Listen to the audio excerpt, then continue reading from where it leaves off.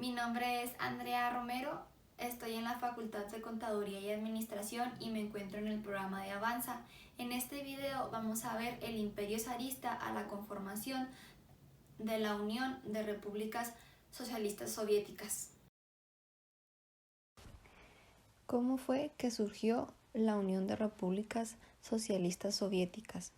Esta nació el 30 de diciembre de 1922, formada después de la Revolución de Octubre de 1917.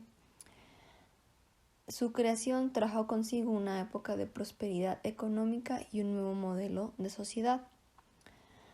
La Unión de Repúblicas Socialistas Soviéticas, también conocida como la Unión Soviética, estaba conformada por 4 repúblicas socialistas.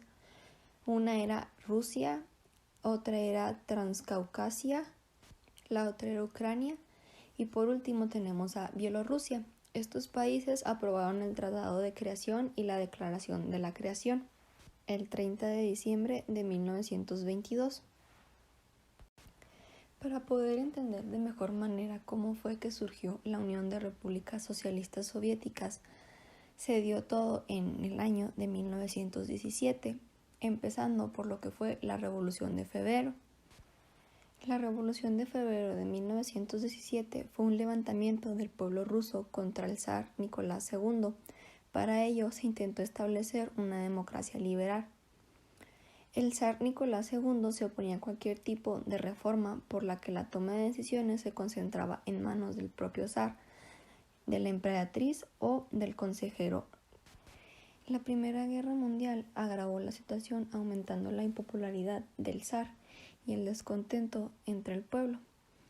Aquejados por el hambre y con el ejército ruso sufriendo duras derrotas en el campo de batalla, la burguesía liberal reclamaba el establecimiento de un sistema parlamentario, mientras que los campesinos pedían pan, paz y tierra. Sin embargo, pues la monarquía rusa permanecía anclada en el inmovilismo.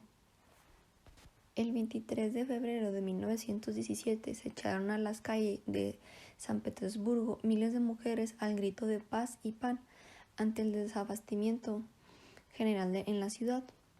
El conflicto no solo se cobraba víctimas en el frente europeo, sino que empezó a repercutir a aquellos que resguardaban las faldas de Rusia. Nicolás II estaba en el punto de mira de todos aquellos rusos opuestos a la Gran Guerra. La autocracia del zar se mostró incapaz de dar respuestas a las exigencias populares de las masas, unas que estaban ya cansadas del tira y afloja respecto a sus libertades y derechos. Tanto era el descontento del pueblo que a las protestas se le sumaron los movimientos obreros como una huelga general el 25 de febrero. Tal era la desazón con el zar Nicolás II que el 26 de febrero comenzaron los primeros motines en el ejército. La situación se hizo insostenible desde el momento en que Nicolás II no tenía garantizada la fidelidad del ejército nacional. También con el pueblo ruso y el ejército levantándose contra el zar, Nicolás II no tuvo más alternativa que abdicar. Así pues, un gobierno provisional encabezado por Georgi Lev terminó tomando las riendas del país. De este modo, quedaba formado un ejecutivo caracterizado por la moderación, en el que se incluían liberales y socialistas. Y es que el gobierno provisional intentaba hacer de Rusia un estado democrático y de corte liberal, similar a las principales democracias occidentales. Pero, frente al gobierno provisional se encontraba el sector más radical del movimiento obrero, que estos eran los soviets, y estos iban más allá de los postulados moderados de los mencheviques y estaban liderados por Lenin. Así, el líder de los bolcheviques proponía la retirada de Rusia de la Primera Guerra Mundial, la dictadura del proletariado y el reparto de tierras. Durante el verano de 1917, la confianza en que la gran revolución rusa uniría a los ciudadanos había dado paso a la división. Bajo ataques desde la derecha y la izquierda, los gobiernos de Liev y de Kerensky se enfrentaron al desplome de las ilusiones sobre la capacidad del pueblo para fortalecer su concepto de democracia y ciudadanía. Cuando se comprobó que las masas no lo apoyaban, esos gobiernos recurrieron cada vez más a la fuerza del Estado como única forma de persuasión. Después de la Revolución de Febrero, pasó un tiempo y llegó lo que detonó que se hiciera la conformación de la Unión de Repúblicas Socialistas Soviéticas, que fue la Revolución de Octubre.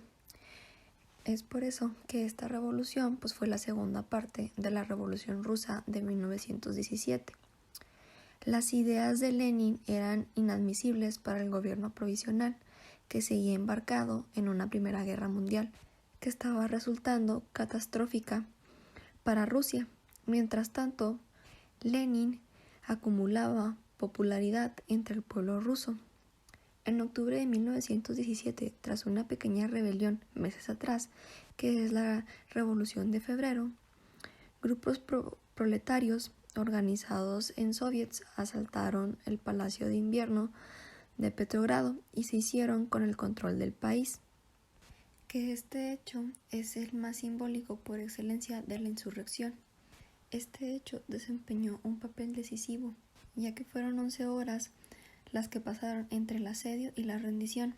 Parece un tanto abusivo reducir una revolución a un acto de estas dimensiones, aunque debe reconocerse que en esta revolución, como en cualquier otra, la caída del último reducto y el signo del antiguo poder tuvo un efecto político inmenso, que era el signo de la victoria.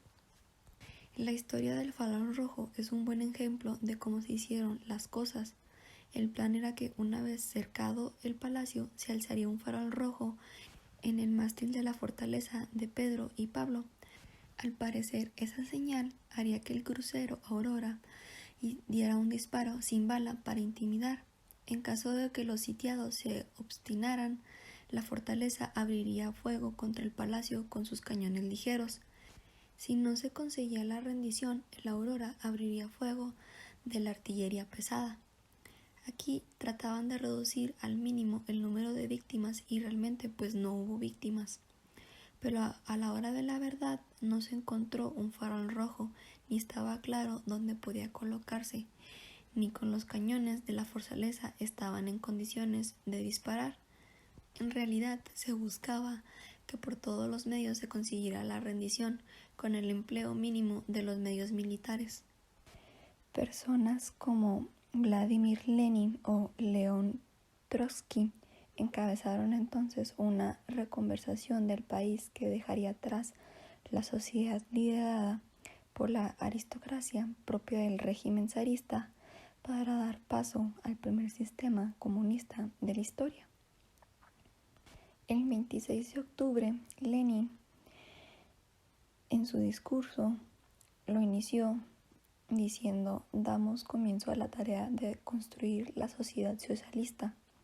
La primera resolución que se sometió con este nuevo régimen encabezado por Lenin era meter en consideración del Congreso el decreto sobre la paz. El documento terminaba con un llamamiento a los obreros de Francia, Inglaterra y Alemania, en el que los exhortaba a consagrarse a la causa de la paz y de la emancipación de los trabajadores. En esos obreros estaba la esperanza de la Rusia revolucionaria.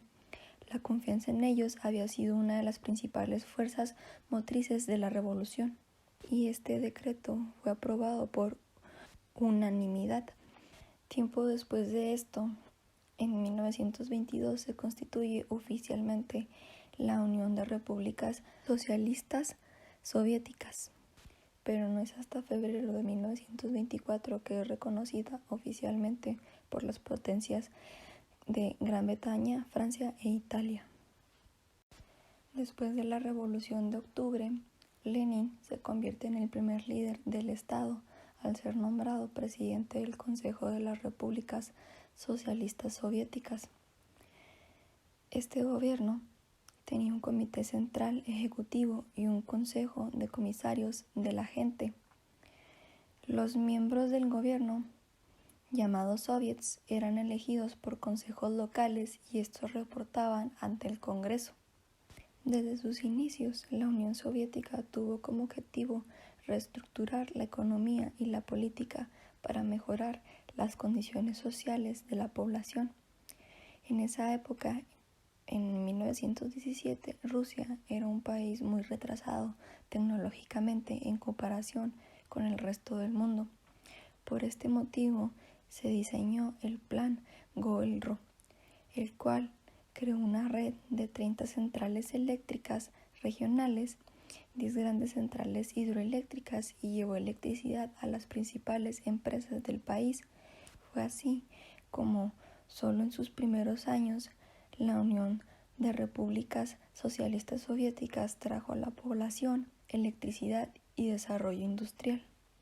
De esta forma, la Unión Soviética se convirtió en las más importantes del mundo, ya que su producción industrial subió a un gran porcentaje entre 1913 y 1980. La trascendencia de la Unión de Repúblicas Socialistas Soviéticas fue muy importante, ya que se trató del primer estado en intentar construir una sociedad socialista basada en los ideales de libertad e igualdad. Esto constituyó una gran diferencia con los países de sistemas feudales, esclavistas y capitalistas. El impulso de esta sociedad socialista tuvo trascendencia internacional, pues inspiró revoluciones en diferentes partes del mundo. Además, también tuvo un papel fundamental en la derrota del fascismo que se cernía sobre el mundo y lideró el camino hacia sociedades más solidarias. Por ello, la Revolución Rusa y la Unión Soviética se convirtieron en los acontecimientos más importantes del siglo XX.